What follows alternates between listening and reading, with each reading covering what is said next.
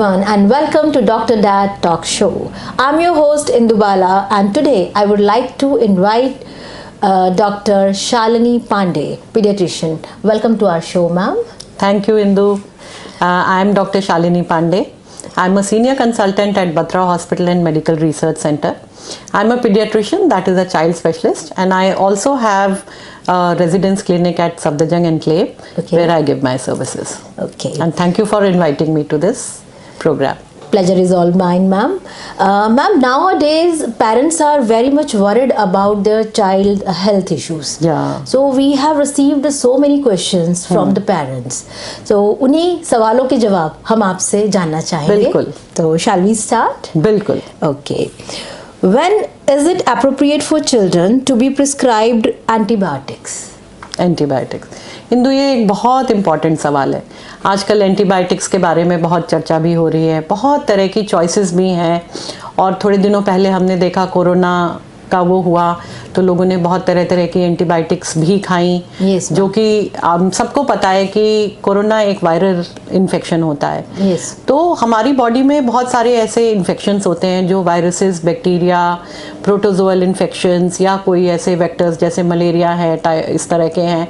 तो ये सब हो सकते हैं, लेकिन हर चीज़ का इलाज एंटीबायोटिक नहीं होता है. That's true, ma'am. That is why the parents are concerned, because for every illness they are given certain medicines and sometimes they are prescribed antibiotics. और जब वो एंटीबायोटिक्स बच्चे को प्रेस्क्राइब की जाती हैं तो बच्चा 2-3 दिन के अंदर ठीक हो जाता है. तो उनको ऐसा लगता है कि ये तो बड़ी अच्छी दवा है. तो नेक्स्ट टाइम डॉक्टर्स के एक्सेस नहीं मिली, डॉक्टर के पास नहीं जा पाए किसी कारण से, या फादर बिजी है या मदर को कोई काम है, कोई ओकेजन हो गया, तो वो सेम पर्चा जो है वो रिपीट हो जाता है विदाउट रियलाइजिंग कि ये कोई वायरल इन्फेक्शन भी हो सकता है जिसमें ये एंटीबायोटिक बिल्कुल भी काम नहीं करेगी. इनफैक्ट कभी कभी ये नुकसान कर सकती है. ओके. तो पेरेंट्स को ये चीज़ें ध्यान में रखनी चाहिए कि डॉक्टर ने जिस समय आपको वो प्रेस्क्रिप्शन लिख के दिया है, what was the diagnosis at that time, was the doctor thinking about a bacterial infection, and एक सर्टेन बैक्टीरिया के लिए एक सर्टेन एंटीबायोटिक ही यूज़ करनी चाहिए. तो वो किस तरह का उसने डॉक्टर ने प्रेस्क्राइब किया हुआ है वो दवा, that is very important. Okay. The parents consider before opting for antibiotic. Absolutely. Okay. So it is very important, if parents opt for an antibiotic, it has to be given by the doctor. Okay. तो वो doctor के prescription के through ही देना चाहिए. तो जब भी आप डॉक्टर के पास जाएं, एक बड़ा सिंपल सा फॉर्मूला है कि आप डॉक्टर से ये पूछ लें कि अगर बच्चा अगली बार बीमार होता है तो हम इनमें से क्या क्या दवा दे सकते हैं. जैसे खांसी जुकाम की दे सकते हैं, कफ सिरप दे सकते हैं, बुखार की दवा दे सकते हैं, गैस की दवा दे सकते हैं, लेकिन एंटीबायोटिक के साथ कुछ रूल्स हैं, हमें उन्हें फॉलो करना चाहिए और वो प्रेस्क्रिप्शन से ही देना चाहिए. तो ये ध्यान रखना है parents. Okay ma'am. What are the potential risks and side effects associated with the overuse or misuse of antibiotics in children? जी, अब इसमें एक बात तो ओवर यूज की हुई और एक मिस यूज की बात हुई. बिल्कुल. जब किसी चीज़ का अफेक्ट होगा तो उसका साइड इफेक्ट भी होगा. हम बहुत अच्छे से जानते हैं. कॉन्ट्रैरी टू पॉपुलर बिलीफ, एंटीबायोटिक्स बहुत अच्छी दवाइयाँ होती हैं. बहुत बार पेरेंट्स को एंटीबायोटिक का फोबिया भी होता है. Yes, कि जी हमारे को एंटीबायोटिक दे दी गई, अब क्या होगा, हमारे बच्चे की इम्यूनिटी गड़बड़ हो जाएगी. लेकिन डॉक्टर ने कोई ना कोई सिम्टम ऐसा देखा है जिसको सोच करके वो एंटीबायोटिक दे रहे हैं. तो ये तो यूजेज की बात हुई. तो प्लीज ट्रस्ट योर डॉक्टर, पहली बात. दूसरी बात है मिसयूज की. अब मिसयूज में आता है अगर आप डोज पूरा नहीं दे पाए किसी कारण से, या आपकी शीशी पहले खत्म हो गई और बच्चा जो है ठीक हो गया, तो आपने सोचा भाई 2 दिन 3 दिन में ठीक हो गया, हम एंटीबायोटिक बंद कर देते हैं, अब 5 दिन देने की क्या ज़रूरत है या 3 दिन देने की क्या ज़रूरत है, या डॉक्टर ने जो टाइम प्रेस्क्राइब किया है उसमें आपने वो पूरी दवा नहीं दी. तो ऐसे में जब आप अगली बार उस दवा को यूज़ करेंगे या डॉक्टर उसको लिखेगा तो उसका एक तो पूरा असर नहीं आएगा आपके बच्चे पे, और दूसरा एक जो बहुत सीरियस उसका साइड इफ़ेक्ट है वो ये है कि बच्चा बहुत बहुत बीमार हो सकता है और वो दवा असर ही नहीं करेगी. और ऐसे में फिर बच्चे को इंजेक्शंस की ज़रूरत पड़ सकती है और बच्चा हॉस्पिटल या फिर आईसीयू में जा पहुंच सकता है. तो हमें इस तरह की गलती जाने अनजाने में नहीं करनी चाहिए. मिसयूज़ की बात यह है कि आप बिना किसी डॉक्टर के प्रिस्क्रिप्शन के पहुंचे फार्मेसी में और आपने कहा कि भाई खांसी जुकाम की कोई दवा दे दो, उसने भी, फार्मासिस्ट ने भी आपको एक टैबलेट खांसी जुकाम बुखार की पकड़ाई, साथ में एक एंटीबायोटिक भी पकड़ा दिया। तो इन चीज़ों से दूर रहें। अपने को ज़्यादा, अगर जब आप नॉलेज इसके बारे में गेन करेंगे और आप ये समझेंगे कि एंटीबायोटिक के क्या साइड इफ़ेक्ट्स हैं, तो आप खुद भी इस चीज़ को समझेंगे और आप अपना भी ख्याल रख पाएंगे। Okay ma'am, right. Next question, can you elaborate on the importance of completing a full course of antibiotic prescribed to a child, and what happen if a course is not completed as directed? जी देखिए, चाहे child हो चाहे adult हो, Yes. अगर antibiotic का course नहीं पूरा हुआ है तो कहीं ना कहीं वो कीटाणु जिनको मारने के लिए हम वो एंटीबायोटिक अंदर बॉडी में दे रहे हैं, वो एंटीबायोटिक जो है वो कम काम करेगा और बच्चा या तो 2-4 दिन के बाद फिर से वो बीमारी के लक्षण उभरने लगेंगे, या अगली बार के लिए एक एंटीमाइक्रोबियल रेजिस्टेंस डेवलप हो जाएगी और वो दवाई अगली बार उतना अच्छा असर बच्चे के ऊपर नहीं दिखा पाएगी। तो ये सिर्फ आपके अपने बच्चे या अपने पेशेंट के लिए नहीं इम्पॉर्टेंट है, आसपास जो भी बच्चों को वो बैक्टीरिया या वो फैलेगा कीटाणु, वो फिर उन बच्चों में भी वो रेजिस्टेंस को बढ़ाएगा और फिर धीरे धीरे वो दवा काम करना बंद कर देगी। तो बहुत बार हमने ये चीजें देखी हैं कि पहले सेप्ट्रॉन नामक एक एंटीबायोटिक थी, Yes, ma'am. जब वो आई तो लोग काफी यूज करते थे। हमारे जमाने में आप लोगों ने तो नहीं देखा होगा, पर हमारे जमाने में सेप्ट्रॉन बहुत अच्छी दवाई थी, लेकिन उसका इतना ज्यादा यूज, मिसयूज और गलत यूज हुआ कि अब उसका असर धीरे धीरे खत्म सा हो गया। टेट्रासाइक्लिन आती थी, उसका असर खत्म हो गया। क्लोरामफेनिकॉल आती थी, उसका असर खत्म हो गया। तो हमें अब मेडिकल साइंस को बार बार अच्छी नई दवाई, तगड़ी दवाइयाँ ढूंढनी पड़ रही हैं और इसमें बहुत पैसा तो खर्च होता ही है। और जैसे जैसे आप इस सीढ़ी के ऊपर ऊपर चढ़ते चले जाएंगे, आप देखेंगे कि जितना दवाइयों का असर और तगड़ा होता चला जा रहा है, तो साइड इफ़ेक्ट्स भी उसी हिसाब से तगड़े हो सकते हैं। Yes. तो ऐसे में हमारे लिए ये चीज़ें बहुत इंपॉर्टेंट हो जाती हैं। तो एंटीबायोटिक का यूज़, मिसयूज़ और इनकम्प्लीट कोर्स ये कभी नहीं करना चाहिए। तो मैम, पेरेंट्स जैसे कि डॉक्टर प्रिस्क्राइब करते हैं कि भाई 3 दिन आपको एंटीबायोटिक देनी है, तो एंटीबायोटिक देने के बाद लाइक अगर 2 दिन में बच्चा ठीक हो जाता है तो वो बंद कर देते हैं। तो इसके साइड इफेक्ट मतलब कैसे लाइक सामने आते हैं? जी, एक तो देखिए, बच्चा उस टाइम पर तो आपका ठीक हो जाएगा, लेकिन आप देखेंगे कि या तो 2-4 दिन में या हफ्ते भर बाद ही बच्चा फिर से वही सेम सिम्टम्स लेके बच्चा फिर से बीमार पड़ रहा है। दूसरा, उसका आपका जो सिम्टम आता है उसमें ये आता है कि जब अगली बार, माना इस बार तो बच्चे की प्रतिरक्षण की क्षमता या इम्यूनिटी अच्छी थी और बच्चे के ने किसी तरह उसको मारपीट के खत्म कर दिया कीटाणु को, और थोड़ा बहुत एंटीबायोटिक ने भी अपना असर दिखा दिया, लेकिन जो कीटाणु वो दवा खा करके भी अंदर हैं उसके शरीर में, वो अगली बार उस दवा से नहीं मरने वाले हैं। तो जब अगली बार 1 साल बाद, 1 महीने बाद उस बच्चे को वो सेम, अगर खुदा न खास्ता वो इन्फेक्शन फिर से आएगा बॉडी में, तो वो दवा कतई असर नहीं करेगी। ओके। तो ये सिम्टम्स जब आएंगे, तो जब आप वही सेम पर्चा इस्तेमाल करेंगे, सेम दवाइयाँ इस्तेमाल करेंगे, तो जो बुखार आपका 2 दिन में ठीक हो गया था, उसको 1 हफ्ता भी लगा, तब भी वो ठीक नहीं हुआ। फिर बच्चा हॉस्पिटल गया, वहाँ उसको इंजेक्शंस देने पड़े, बच्चा और ज़्यादा सिक हुआ, उसको जहाँ 102 का बुखार आ रहा था 104 का बुखार आने लगा। खाली पहले सिर्फ बुखार आ रहा था, अब उल्टी भी हो रही है, पेट में दर्द भी हो रहा है। तो सिम्टम्स का ग्रेड भी बढ़ता है और तरह तरह के सिम्टम्स भी ऐड होते चले जाते हैं। तो ये प्रॉब्लम आती है। सो व्यूअर्स, ध्यान रहे इन चीज़ों का। अगर डॉक्टर ने प्रिस्क्राइब किया है 3 days antibiotics means 3 day complete. जी, ठीक होने पे नहीं है, ठीक होने पे कि एक दिन पे अगर बच्चा ठीक हो गया तो आप सोचते हैं कि नहीं अब हमें ज़रूरत नहीं है, तो प्लीज़ ऐसा ना करें। जी बिल्कुल बिल्कुल सही बात कही आपने Indu. Okay, next question ma'am, common cold और फ्लू और diarrhoea, generally parents want that doctor should prescribe that a good antibiotic. Same जैसे कि हमने पिछले क्वेश्चंस में करा कि पेरेंट्स को होता है कि फटाफट बस डॉक्टर कुछ ऐसा दे दे जड़ी बूटी कि फटाफट ठीक हो जाए बच्चा हमारा। वो इस वजह से एंटीबायोटिक अगर नहीं देते हैं डॉक्टर, तो उनको लगता है कि लाइक दवाई दी ही नहीं गई है हमें। तो मतलब वो खुद चाहते हैं कि हमारे बच्चे को एंटीबायोटिक दी जाए। तो मैम इन चीजों चीज़ों में लाइक क्या ये फास्ट मतलब रिकवर करती है बच्चों को, इसलिए एंटीबायोटिक दी जाती है, या फिर उनके अंदर लाइक कि वो ज़्यादा इम्यूनिटी या मतलब उनको कवर करने के लिए दी जाती है? बिल्कुल सही सवाल। ऐसा सवाल पेरेंट्स के दिमाग में भी आता होगा कि डॉक्टर ने हमें एंटीबायोटिक क्यों नहीं दी। देखिए, इंडियन अकेडमी ऑफ पीडियाट्रिक्स जो है वो टाइम पे रिसर्च पेपर्स पब्लिश करके अपनी गाइडलाइंस पब्लिश करते हैं कि किस तरह की बीमारियां कौन से कीटाणुओं से हमारे देश में चल रही हैं। उसके हिसाब से हम पीडियाट्रिशियंस को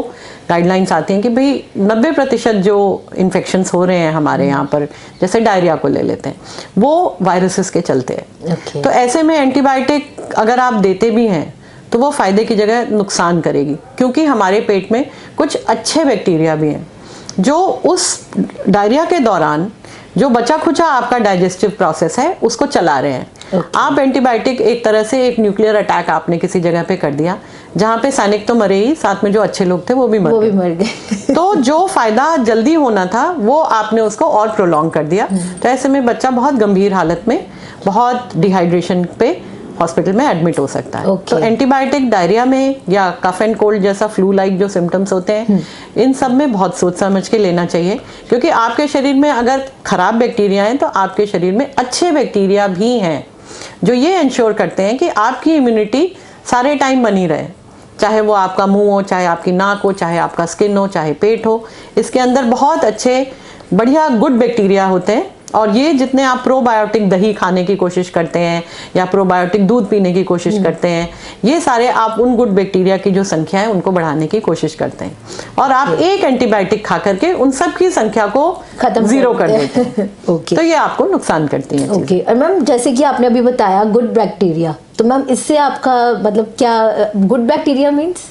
गुड बैक्टीरिया जैसे ये एक ऐसी तादाद होती है बैक्टीरिया की जो हमारे शरीर में नॉर्मल तरीके से मौजूद होती है, और इनकी सबसे ज़्यादा संख्या जो है वो हमारी पेट और आंतों में होती है। ये हमारे डाइजेशन को एड करते हैं, और जो गंदे बैक्टीरिया हमारे शरीर में घुसने की कोशिश कर रहे हैं उन बैक्टीरिया को ये मार गिराते हैं, और ये एक तरह से इन्होंने हमारे शरीर में रह करके हमारे शरीर को मदद करने के सिस्टम बनाए हुए हैं। ये हमारी चमड़ी में, हमारी म्यूकस मेम्ब्रेन्स में, हमारी नाक, सांस लेने की नली में और पेट के कुछ हिस्सों में नेचुरल तौर पे मौजूद रहते हैं। ये बहुत बेनिफिशियल होते हैं, और एंटीबायोटिक खाने से ये एकदम से इनकी संख्या कम हो सकती है। मतलब both are important to our for our body. Very important, बहुत important. Okay, move to next one. Can you explain the concept of watchful waiting in paediatric medicine and when it might be appropriate for managing certain conditions instead of immediately resorting to antibiotics? Exactly. बच्चों में एक mindful waiting का मतलब ये होता है कि आपके पास इसकी बहुत क्लियर गाइडलाइंस है। आपके पास बच्चा आया, आप बुखार लेकर के आया, खांसी लेकर के आया, या कोई भी रूटीन पीडियाट्रिक इलनेस लेके आया। अब आपने बुखार की दवा दी, और बुखार का 1 घंटा उतर जाने के बाद बच्चा उठ के खेलने लगा, खाने लगा, पानी पीने लगा, यूरिन आउटपुट उसका अच्छा है, तो ऐसे में आप ये मान के चल सकते हैं कि हाँ भाई कोई गंभीर समस्या बच्चे के शरीर के अंदर नहीं चल रही है। हाँ, हो सकता है कि 102-103 डिग्री का बुखार का स्पाइक आया हो, बच्चा उस समय पे सुस्त रहा हो, लेकिन एक बार बुखार उतर जाने के बाद बच्चा वापस अपनी एक्टिविटी पे आ गया। ऐसा 2 से 3 दिन तक चलता रहा। तो डॉक्टर भी इन साइंस को पहचानने की कोशिश करते हैं। जब पेरेंट्स लेकर के आते हैं क्लिनिक में तो हम उनसे ये सवाल ज़रूर पूछते हैं कि जब बुखार उतर गया तो बच्चा कैसा था, बच्चे ने यूरिन पास किया कि नहीं, बच्चे का खाना खाने का मन कर रहा था कि नहीं। तो ये वो चीज़ें होती हैं जो हमें इस बात का इंडिकेटर होती हैं कि एज अ डॉक्टर अभी बच्चे को कोई गंभीर ऐसी वो नहीं है कि इनके, क्योंकि बच्चों के खून में इन्फेक्शन थोड़ा जल्दी पहुँचता है एडल्ट के मुकाबले, तो हमें एंटीबायोटिक्स का एक रोल थोड़ा सा पीडियाट्रिशियन में थोड़ा ज़्यादा इस तरह का देखना पड़ता है। तो आपको और बच्चे के खून में इन्फेक्शन है या उसको बैक्टीरियल एंटीबायोटिक्स की ज़रूरत है कि नहीं, बैक्टीरियल इन्फेक्शन है, इसके लिए आपको लैब के टेस्ट कराने पड़ते हैं, चाहे वो ब्लड का टेस्ट हो या यूरिन का टेस्ट हो।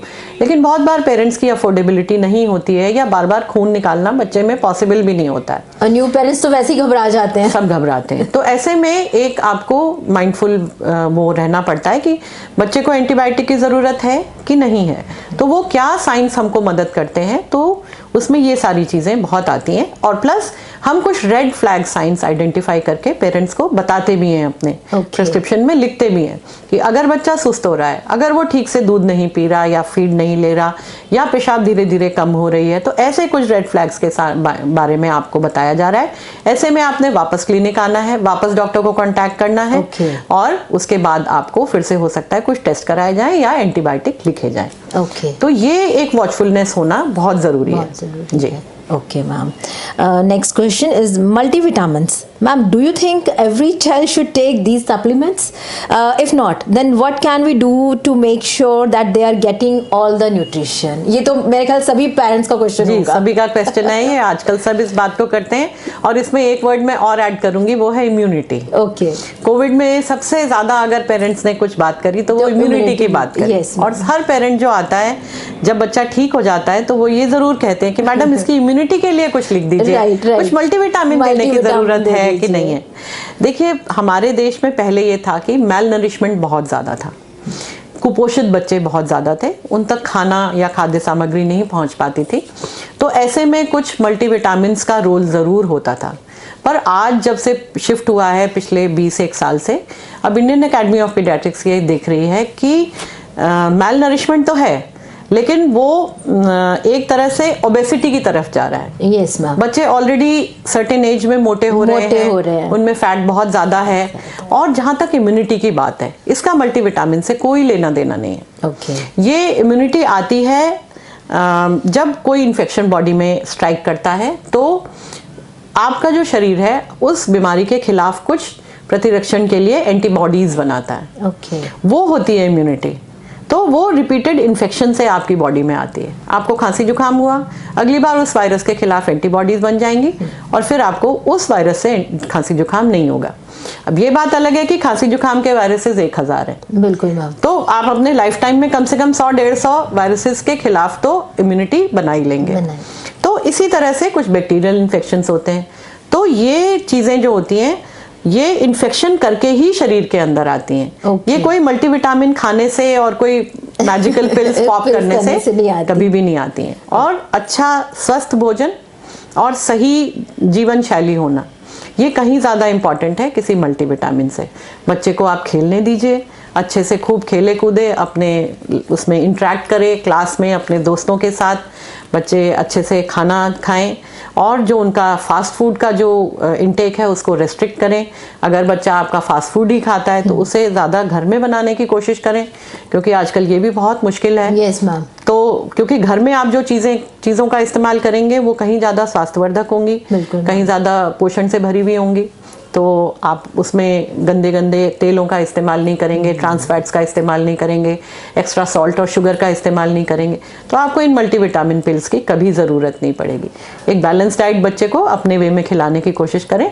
रेस्ट एश्योर्ड आपके बच्चे की इम्यूनिटी भी अच्छी रहेगी और उसको कभी भी कोई हेल्थ इश्यूज नहीं होंगे। और मैम सप्लीमेंट्स वगैरह उसके बारे में आप क्या कहना चाहेंगे? देखिए, यूजुअली बच्चों में प्रोटीन के सप्लीमेंट्स के बारे में पेरेंट्स ज़्यादा बात करते हैं। और आजकल मार्केट में जो भी प्रोटीन के सप्लीमेंट्स हैं वो शुगर से लोडेड हैं बिल्कुल। एक चम्मच में मतलब इतनी ज़्यादा शुगर होती है कि हमको पेरेंट्स को ये बोलने में भी डर लगता है कि आप ये मैं कोई सर्टेन ब्रांड का नाम नहीं लेना चाहती हूँ, लेकिन इस तरह के ये जितने भी हैं ये सारे, इनमें शुगर बहुत ज़्यादा होती है। तो ऐसे में पेरेंट्स सोचते हैं कि चलो बच्चा दूध पी रहा है तो 2 चम्मच घोल दिया तो क्या दिक्कत आती है। इसमें ये दिक्कत आती है कि बच्चे को एक तो ओबेसिटी की तरफ वो ले जाता है और शुगर का इंटेक अब माना गया है कि 2 सिगरेट पीने के बराबर है। तो ऐसे में आप बच्चे को इस तरह की चीज़ों का सप्लीमेंट बहुत सोच समझ के दें। डब्बों पे पढ़ने की कोशिश करिए उसका शुगर का इंटेक कितना ज़्यादा है। तो ऐसे सप्लीमेंट्स ढूंढें जिसमें कि शुगर का कंटेंट 0 हो, या अपने घर में भी आप बहुत सारी चीज़ें बना सकते हैं। आजकल बहुत सारे ऐसे चैनल्स हैं जो ये बताते हैं कि भाई आप घर में काजू बादाम इस तरह का पाउडर बना करके आप उसको दूध में घोल करके आर्टिफिशियल फ्लेवर डाल के, जैसे वनीला वगैरह है जो कि नेचुरल फ्लेवर्स हैं, या फ्रूट के फ्लेवर्स डाल के बिल्कुल आप बना सकते हैं बच्चे के बट लिए, तो वो दें। आजकल क्या है कि पेरेंट्स जो है दोनों वर्किंग है, तो उनके लिए ये प्रॉब्लम बहुत ज्यादा है। लाइक वो किस तरह से अपने बच्चों की ये जो सप्लीमेंट वाली प्रॉब्लम्स है कि बच्चे को सप्लीमेंट दे दें कि जो भी मार्केट में आ रहा है, तो उनको इस चीज को वो कैसे चूज करेंगे? लाइक ना तो घर पे बना पा रहे हैं वो लोग, और न्यूक्लियर फैमिलीज हैं, तो उन्हें कोई गाइड करने वाला भी नहीं है। तो मतलब कुछ ऐसे गुड सप्लीमेंट अगर आप कुछ बताना चाहें इसके बारे में तो। देखिए, इन चीजों का ना कोई क्विक फिक्स नहीं है। Yes ma'am, I am sorry to say कि ये कोई ऐसी चीज नहीं है कि आप ये खरीद लो और ये घोल के पिला दो तो ये हो जाए। जब भी आपको समय मिले, वीकेंड पे टाइम मिले, या आप कोई ऐसा कुछ हैट्रिक्स लाइक कि फटाफट बच्चे को मिल जाए आप कोई ऐसा मेड एम्प्लॉय कर लें जो आपको वीकेंड पे आकर के स्पेशली आपके बच्चे के लिए कुछ ऐसे रेडी टू ईट फूड्स बना करके घर में रख दें। जैसे सूजी को ऑलरेडी उसको थोड़ा सा रोस्ट करके रख लो और वो कर लो, ताकि आप उसे क्विक फिक्स करके बना करके दे सको। तो इस तरह से आपको कुछ ना कुछ तो उसके लिए करना पड़ेगा। But healthy nuts and healthy seeds बच्चे के डाइट में इंक्लूड करना बहुत अच्छा है। कहीं भी आप बाहर जाएं, जैसे पेरेंट्स की थोड़ा सा आदत भी आजकल ये हो गई है कि पहले जब बड़े बड़े बैग लेकर के जाते थे तो उसमें हम लंच बॉक्स लेके जाते थे, बच्चों का एक आध खिलौना या हम किताब लेके जाते थे। आजकल मम्मियाँ एक मोबाइल फोन लेके जाती हैं और हॉस्पिटल्स भी जो पेरेंट्स आते हैं वो कहते हैं चल बेटा मैं तुझे वहां की कैंटीन से चिप्स और जूस का पैकेट दिलाऊंगी। तो जब हम बच्चों को खुद ही जंक ऑफर कर रहे हैं तो वो फिर बच्चे के लिए बहुत मुश्किल होगा। तो हमें ये करना पड़ेगा कि खाना और खिलौना पेरेंट्स को अपने बैग में लेके चलना पड़ेगा, चाहे वो इडली हो, चाहे वो ढोकला हो, चाहे वो डोसे हो छोटे छोटे, या चीला बना करके ले जाएं। पहले बहुत अच्छी पंजीरियां बनती थी, छोटे छोटे लड्डू आप बना सकते हैं। तो आप जब ये बात करते हैं क्विक फिक्स की, तो लड्डू बना करके रखें घर में। दादी लोग गोंद के लड्डू, बेसन के लड्डू ये सब बनाते थे, उसमें काजू बादाम किशमिश वगैरह डालते थे, घी में बनते थे, वो गुड़ डाला जाता था उसमें। तो ये सब चीजें जो हैं वो क्विक फूड्स हैं जो कि आप बच्चे को खिला सकते हैं। That's right. What are all vaccinations are must till 5 years of age and what are vaccinations that are optional? Like 5 साल की उम्र तक तो हम लोग मतलब कौन सी वैक्सीनेशन बच्चों को लगानी चाहिए? जी, ये तो सवाल है। मैं आपको थोड़ा सा करेक्ट करूंगी जी। अब जो वैक्सीन्स हैं वो कहते हैं कि एडल्ट लाइफ तक और बियॉन्ड 60 के लिए भी बहुत सारे वैक्सीन्स आ गए हैं। तो अब वैक्सीनेशन की कोई उम्र नहीं रही। ओके, ठीक है। तो जिसको भी 5 साल तक कोई वैक्सीन छूट गए हैं वो हमारी आपकी उम्र में भी लगा सकते हैं, डॉक्टर से बात करके लगवा सकते हैं। really? एंड मतलब अमिताभ बच्चन का एड भी आपने देखा होगा कि वो शिंग्रिक्स के वैक्सीन के बारे में बात करते हैं कि शिंगल से एक बीमारी है। तो अब adult onset vaccine, adolescent vaccine का भी एक अलग कॉन्सेप्ट आ गया है। जो बच्चे हॉस्टल्स में जा रहे हैं उनके वो कौन से वैक्सीन हैं। आपका बच्चा विदेश पढ़ने जा रहा है, हॉस्टल में है, कहीं उसको मेनिंजाइटिस, टाइफाइड, तो अब बहुत सारी यूनिवर्सिटीज ने भी इसको मैंडेटरी कर दिया है कि आप ये वैक्सीन, वो पूरी लिस्ट भेजते हैं। और हम लोगों को वो पेपर साइन करने पड़ते हैं कि जी आपके बच्चे को ये वैक्सीन लगाए कि नहीं, ये लगाए कि नहीं। फिर पेरेंट्स बहुत ही परेशान होके आते हैं कि जी हमारे बच्चे का यूनिवर्सिटी में एडमिशन नहीं होगा, आप प्लीज सर्टिफाई कर दीजिए। तो हमें लास्ट मिनट उनको 3-4 वैक्सीन ठोक के भेजना पड़ता है। तो ये 5 साल वाला हमें लोगों के दिमाग से ये चीज हटानी है। फिर एक वैक्सीन गवर्नमेंट ऑफ इंडिया जो लॉन्च जिन्होंने किया है वो है बच्चेदानी के मुंह का कैंसर, जो HPV का कैंसर है। आपने गर्ल्स के लिए सुना होगा, अब वो बॉयज के लिए भी अप्रूव हो गया है। और वो ये ह्यूमन पैपिलोमा वायरस का जो कैंसर कॉज करता है, वो 10 साल की उम्र में स्टार्ट हो जाता है वैक्सीन लगना। तो अब सरकार ने भी ये 5 साल वाली अपनी जो नीति थी वो चेंज कर दी है। अब जहां तक बात आई ऑप्शनल और मैंडेटरी वैक्सीन की, देखिए वैक्सीन्स में कोई चीज ऑप्शन नहीं होती क्योंकि बीमारी में कोई ऑप्शन नहीं होता है। बिल्कुल। सरकार के पास लिमिटेड पैसा है और देश के जो बच्चे हैं हमारी, जहाँ पे इतनी करोड़ों की संख्या है, जनसंख्या है, ऐसे में सरकार बहुत अच्छा काम कर रही है। लेकिन आप भी इस बात को समझेंगे कि उनकी अपनी एक लिमिट है और वो सारे टीके बच्चों को फ्री ऑफ कॉस्ट नहीं लगा सकते। कि जो बहुत सीरियस इन्फेक्शंस हैं, जैसे हेपेटाइटिस का इन्फेक्शन है जिससे कि लिवर में इन्फेक्शन हो जाता है और लिवर फेलियर के चांसेस होने लगते हैं, ये सरकार में नहीं लगता। मेनिंजाइटिस का वैक्सीन है जो कि मेनिंजोकोकल का वैक्सीन है, तो ये सरकारी उसमें नहीं लगता। और भी बहुत सारे छोटे छोटे ऐसे वैक्सीन हैं जैसे जापानीज एनकेफेलाइटिस है और चिकन पॉक्स का वैक्सीन है। इतनी सीरियस बीमारी है चिकन पॉक्स, लेकिन उसका वैक्सीन सरकार नहीं लगा सकती बिकॉज इट्स स्लाइटली थोड़ा सा एक्सपेंसिव है। तो जिस पेरेंट के बच्चे को चिकन पॉक्स हुआ है उसके लिए तो कोई ऑप्शन है ही नहीं। सो वैक्सीन जो है कभी भी ऑप्शनल नहीं हो सकते। अगर आप प्रिवेंशन में अपना पैसा खर्च करेंगे तो आपको बीमारी में पैसा उसका 10 गुना ज्यादा लगेगा। हाँ, तो आज अगर आप 2-2.5 हज़ार का वैक्सीन लगवाते हैं तो आप कम से कम 25,000 रुपए बाद में खर्च करने से बचेंगे। तो मेरा सजेशन पेरेंट्स के लिए ये है आपके चैनल के जरिए कि किसी भी वैक्सीन को ऑप्शनल मत समझिए। आप जब तक अफोर्ड कर सकते हैं, आप जितने वैक्सीन हैं सरकारी में जितने लग रहे हैं उनको ज़रूर लगवाइए, लेकिन एक प्राइवेट डॉक्टर के कांटेक्ट में रहिए, हर स्टेज पे रहिए। और वैक्सीनेशन शेड्यूल कभी भी पूरा नहीं होता, क्योंकि हर दूसरे तीसरे साल कोई नए वैक्सीन्स आते हैं, कोई नई बीमारी आती है या शेड्यूल चेंज हो जाता है। कोई जो पहले 1 वैक्सीन लग रहा था अब उसका 2 का शेड्यूल आ जाता है। तो ऐसे में डॉक्टर के कांटेक्ट में रहें, उससे मिलते रहें और बात करते रहें। और अगर आप अफोर्ड कर सकते हैं तो अपने बच्चे को ज़रूर लगवाएं ये वैक्सीन, क्योंकि ये एक बहुत ही पोटेंट माध्यम है जिससे कि हम अपने बच्चों की सेहत इस देश में काफ़ी वो कर सकते हैं। अदरवाइज आपको ये याद होगा कि टेटनस से बहुत सारे बच्चे मर जाते थे। बिल्कुल अब किसी को नहीं सुनाई देता टेटनस। रेबीज से मर जाते थे। Yes ma'am. लेकिन सरकार ने फ्री लगाना शुरू किया, अब आप देखो रेबीज बहुत कम सुनाई देता है आपको। तो ये बहुत अच्छी एक मतलब स्ट्रैटेजी है, एक पब्लिक हेल्थ इंटरवेंशन है जिससे कि हम ये कर सकते हैं। बट हमें इसमें अभी और करने की जरूरत है। That's right. तो कोई भी वैक्सीन ऑप्शनल नहीं है मेरे हिसाब से। अच्छा, ओह माय गॉड, अब तो मुझे भी डर लगने लगा है कि हमें भी वैक्सीन करवानी। इसका पर्पस डराने का बिल्कुल नहीं है, मेरा पर्पस है जागरूक करने का। Yes ma'am. और कोई भी टाइम बीतने से वैक्सीन का टाइम नहीं बीतता एक आध को छोड़ करके।